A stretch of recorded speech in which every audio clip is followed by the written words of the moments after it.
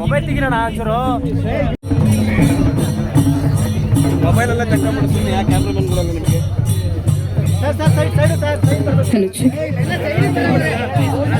ಹಂದೂರು ಗ್ರಾಮದಿಂದ ನರಸಿಂಹರಾಜಪುರಕ್ಕೆ ಸಂಪರ್ಕಿಸುವಂತಹ ಭದ್ರಾ ಹಿನ್ನೀರಿನಲ್ಲಿ ನಿರ್ಮಿಸಿರುವಂತಹ ಸೇತುವೆ ಮತ್ತು ವಿವಿಧ ಅಭಿವೃದ್ಧಿ ಕಾರ್ಯಕ್ರಮಗಳ ಉದ್ಘಾಟನೆಗಾಗಿ ನಮ್ಮ ಹೆಮ್ಮೆಯ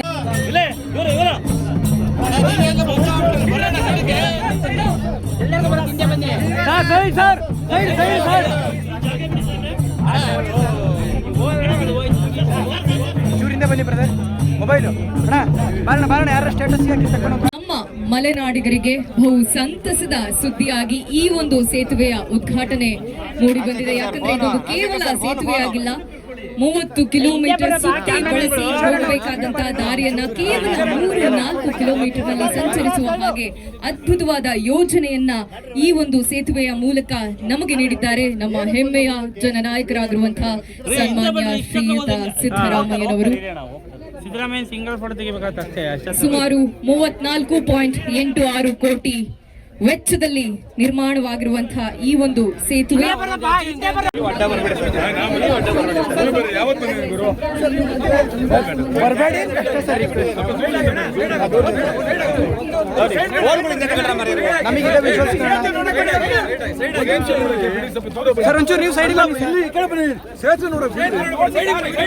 ಹೊಂದಿದೆ. ಜೊತೆಗೆ 1958ರಲ್ಲಿ ಭದ್ರಾ ಅಣೆಕಟ್ಟು ನಿರ್ಮಾಣವಾದಾಗ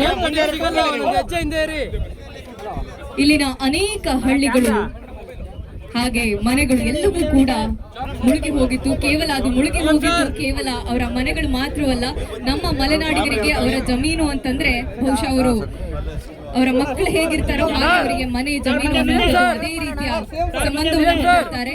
ಅವೆಲ್ಲವೂ ಕೂಡ 1958ರ ಭದ್ರಾ ಅಣೆಕಟ್ಟು ಯೋಜನೆಯಡಿ ಮುಳುಗಿ ಹೋದಾಗ ಒಂದು ರೀತಿಯ ತ್ಯಾಗ ಜೀವನವನ್ನ ನಡೆಸಿ ಹೊರಟು ಬಿಟ್ಟಿದ್ರು ನಮ್ಮ ಮಲೆನಾಡಿಗರು. ಆದ್ರೆ ಇವತ್ತು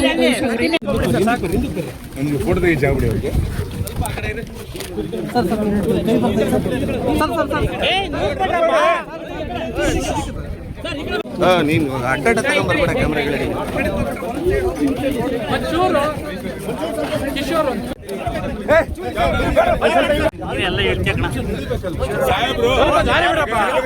ಸಾಹೇಬ್ರು ಮುಂದೆ ಹೋಗ್ತಾರೆ, ಹಿಂದೆ ಬನ್ನಿ.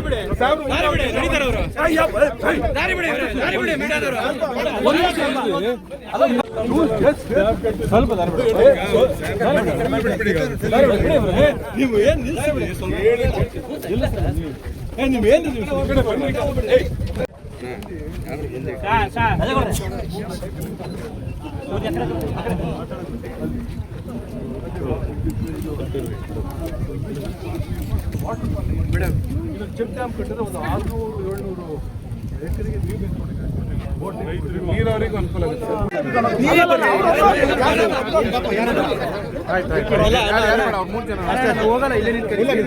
ದಯವಿಟ್ಟು ಬಿಡೋಣ, ಲಾಕ್ ಮಾಡ್ತೀನಿ ನಾನು.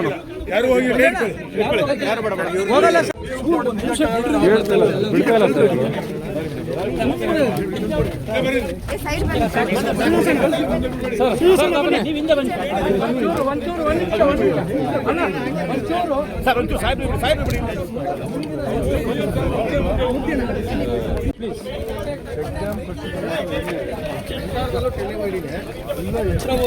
ಹಿಂದೆ ಬಾರ ಅವರೇ ಮಾಡಿದ್ದಾರೆ.